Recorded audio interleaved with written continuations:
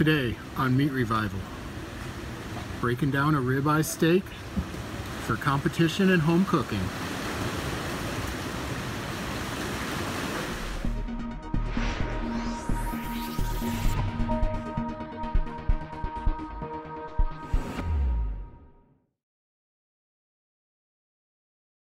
Hey guys, we're back here at the Barbecue Funhouse with Mark Lambert and Kevin and I.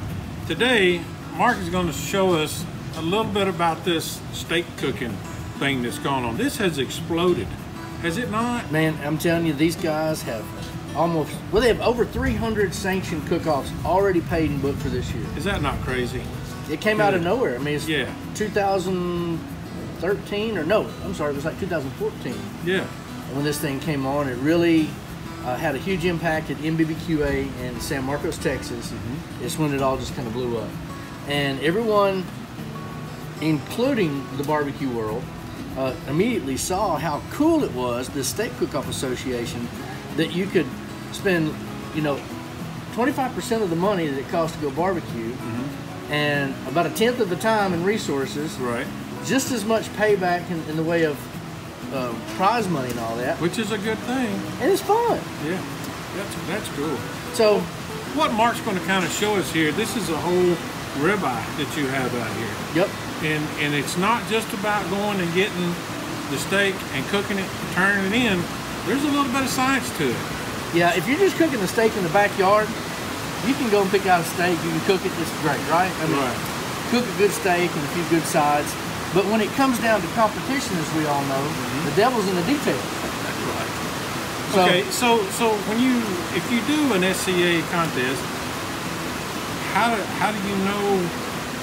I mean, the meat's provided for you. The meat is provided. You don't get to bring your own. That's right. But I mean, what do you look for in that? Is there different cuts throughout this thing? Yep.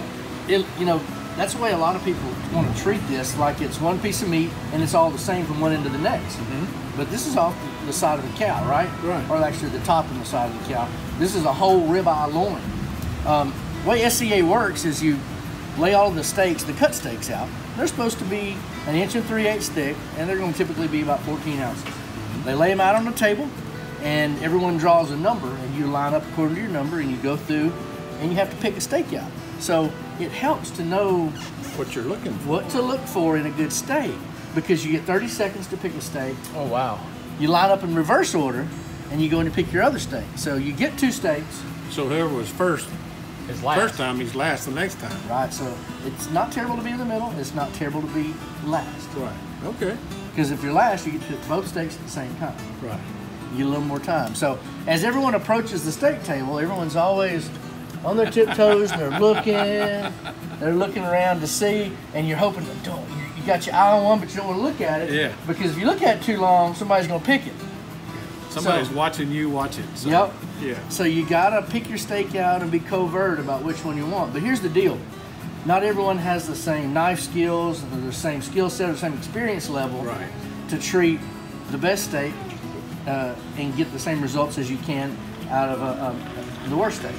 Okay. So depending on what you know how to do is which steak you should probably buy. So we're wanting to help everyone understand what's the best steak that you can pick that requires the least amount of prep to get a good result. Okay. This goes for home use too. Goes for any time. It's like walking up to the counter at Kroger or Publix or whatever where you get your meat. And that's what's going to happen. Yep. You're going to walk up and go, I want the 4th one back. And generally these are going to all be in a row. The best steaks are all going to be in a row because they're this half of the loin. Okay. They're all together. The first 6 steaks are on the chuck end of the steak. And the chuck end is the shoulder end, not the hind quarter end, on the front end. Right. Those are the most tender steaks. Essentially, you can keep this in mind. The bigger the eye on the ribeye, the tougher the steak is going to be. Okay. The smaller the eye, the more tender it's going to be, because the smaller eyes are on the chuck end. The smaller eye is also going to have 3 distinct muscles. It's going to have the spinalis, which is this cap, and it's going to have a spinalis, I think it's called a spinalis minor. It's a smaller extra 3rd muscle. Right. And then the eye is going to be smaller. Okay. So you'll see when we cut it, 3 distinct muscles. They start really big, and slowly those 3 distinct muscles turn into 2, and then it essentially turns into 1. further back on the eye goes, the smaller it gets. Yep, the eye gets bigger and everything else goes away. It turns into eye. And then shortly thereafter, from here back, you're turned into strip steak. Okay. And you know the difference in the texture of strip steak to Sure. ribeye. Sure. That's why. Okay. So what we'll do here is we've got a cull steak in right here. And this first steak we're just going to cut off is real thin. But you're going to see Wow, look how pretty that is. look at the marbling in that thing. So that's our first steak that came off, and this is just, you know, to trim it and true up the end of it. It's a little jagged. But That's kind of like a tester. it's a little test. That's a Scooby snack. But you can see the spinalis or the cap is here. This is this extra spinalis minor or tri-muscle that you'll hear in SCA, what they'll refer to as. Okay. And then the eye. So the eye is small. The further we go down, you'll see the eye starts to grow and the rest of this starts to shrink. Okay. So now when you're doing a steak contest, will they actually trim this up to get it a little more uniform, or? A lot of guys will. You'll see less trimming now than you did in the first days. Okay. And the beginning days at SCA, they did a lot of trimming and the steaks looked like a hockey puck. Yeah, exactly. Yeah. Problem was is that the guys that were cutting the steaks didn't know where to cut it. Oh. And when they don't know where to cut it, the judges don't always get the best part to judge. So now they're trying to leave a little more on, to leave a little more defined sections of the steak so that the guy knows where to cut the steak so that they're eating the best part of it. Okay, good. sense. And the best part is naturally this part, Right, not the eye. not the eye. Now, what we're gonna do is come through here, we're gonna go about 1 3/8. We're gonna pull another steak off of here. And this is gonna be like a full SCA. That steak right there needs very little trimming whatsoever. Very, very little. Small eye, big spinalis, and then the muscle here. You notice it's slightly shrunk. Right. Go to the next one.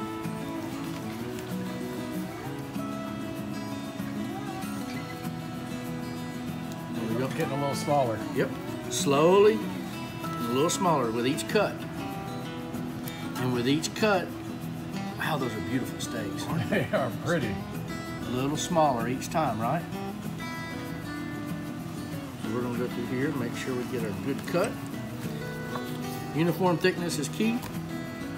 Now then, essentially, That's still not a bad looking steak, it's not a bad looking steak. but we're much smaller here on that tri-muscle.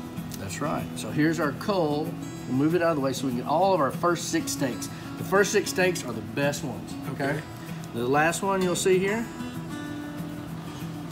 You see that precise measurement I you put did. on that? A lot of guys like to lay their blade, but look at that. It's blade whip. There's number 6.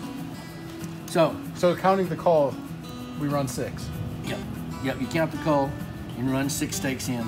Okay. Depending on the loin and how much of the cull you actually have to cut off, as to how many you'll get. But you notice that this tri-heart, this extra muscle is gone. It's barely there here, and it's there. Depending on the thickness of how it's cut as to how many you'll get out of the chuck end of the steak. Okay. So if you were in a contest walking through and you had these 5, which one are you grabbing? Man, if I had to look at each of these, I'm grabbing that one up there. Or this one, either one. And the reason why? Well, notice the fat deposits are larger here and here. Those will tend to burn. If you go to cut those pieces out, Okay. then it wants to come apart and you've got to pin it together and you kind of have to Frankenstein it to make it all work, Okay. right? Now, these have small enough fat deposits in that it's really not going to matter that much. I can leave that in there. And this steak, because of the lip on it, it has a lot of meat in the lip, and that lip's going to stay together throughout the cook. It's not going to fall apart and get nasty. So this steak can be trimmed very little. The cutter's going to know to cut it right across there. They're going to judge the spinalis in the cap end of the steak, and it'll be super tender. You don't have to tenderize it or do anything to it. So from a judging standpoint, I didn't realize that. I thought they just took anywhere. You're really focusing on that half of the steak. The guy that cuts the steaks in the judging tent is supposed to orient the steak in the box so that the spinalis portion of the steak is at the front for sampling, and this portion is at the back other corner for judging appearance and doneness. So the judge doesn't cut the steak. The judge does not cut the steak. They cut off a little piece Right. to sample. But when it arrives, when you turn your steak in a box, it'll be in a styrofoam clamshell box. And when you open it up and you open the box up, the cutter is going to be sitting here and he's going to cut it on a bias. at a 45-degree angle, straight through in that direction. And then he's going to situate this portion at the front left and this portion at the back right. Okay. That way the judges can see a cross-section cut of the end of the eye for doneness, and then they'll judge this portion of it for appearance. Okay. This portion is only for flavor and texture. Okay. So, just an idea, when you're putting it in the box, even if you put it in the box like that, the cutter should spin it around and cut it. No matter how you do it, he'll orientate it. Supposed to. Okay. Yeah. So, you get a good idea of what portion to focus on for appearance and what portion to focus on flavor. And the reason we choose these again is because, one, they're super marbled, but they should be marbled all the way through. Right. The best thing about it is, as you'll notice as we move through, you see how that's separation already? Yep. That steak's separating and it's super soft and tender. And the further you see it just folding around your hand there. Yeah. The further you move down the loin, the bigger the eye is going to be and the tougher the steak's going to be. Okay, so just real quick, if I'm going to the grocery store and I'm going to look for a steak, I want to look for a small piece of fat right here. Stay away from the bigger piece because it's going to cook apart. Yep. It's going to kind of bust open. That part's going to burn before the rest of it. So isn't that kind of true with this end here? If the butcher has trimmed this off too close, I know that I've cooked them before when this has been trimmed way up and it just kind of exploded. It does. Out This there. is what they will call the lip. So this is a ribeye lip on. Lip on. But yeah, personally, I want one that I don't have to do a lot of tenderizing to. I don't have to do a lot of manipulation. I want a good tender steak that I can season, get a good char on the outside of it, cook not perfect medium rare. Now SCA wants it medium, so we cook for ourselves. Yeah. But our everyday guy that's going to grill one at home, that's what he needs to look for. And don't be intimidated by the guy behind the counter just because he's back there cutting meat. You tell him what you want. You're paying for it. Exactly. Not everyone's going to actually know what to look for, so if you're watching this this show or this video, you got to step up on everybody else. You'll pick out the cream of the crop. That's right. So real quick, we'll look at, again, this is kind of a good measurement. I'll cut that other one Uh-oh, we don't want to do it. That's our Scooby snack. there. Yeah. Buck snack. That's still a good That's steak. still a good looking steak. I'm going down. Starting to get bigger. The Eyes getting bigger. Eyes getting bigger. I see exactly what you're saying now. We've done this for a lot of people in the SCA that didn't know how to pick a steak, and they were just shooting in the dark going through there, and their results were very sporadic because they'd pick one steak one time and another the next, and they didn't know what they were doing or why they were doing it. Right. And the results were huge variances in results as a result of that. We'll move on down here. The spinalis is getting smaller too. The spinalis and the eye. The spinalis gets smaller and the eye gets bigger. You got one more to get out of this one. This last one before this starts turning into strip steak. So would they have that on the table? It'd be there.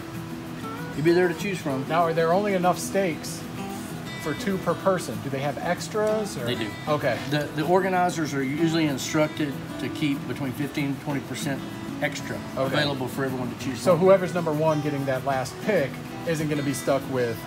Yeah, they're still going to have a choice. He's not going to get the cull. Yeah. Yeah, there's always should be some extra on the table. Okay. And it helps to have some for the volunteers and a little extra. We like to, when we have our steak contests, we have a few extras for the fire department, the police department, you know, local dignitaries that want to come by. We make sure and have plenty of extras. Keep everybody happy. But this should hopefully help you not only at the store, but if you cook SCA and learning how to, these first 5 steaks here, they're going to be super tender. You're not going to need to tenderize them. You're going to need to get a nice seasoning on them, get a good char on them, let them rest, bring them up to temperature. However, if you're going to get one of these other steaks, you notice this steak's not falling apart. Right. It's nice. It's actually it's fairly limber.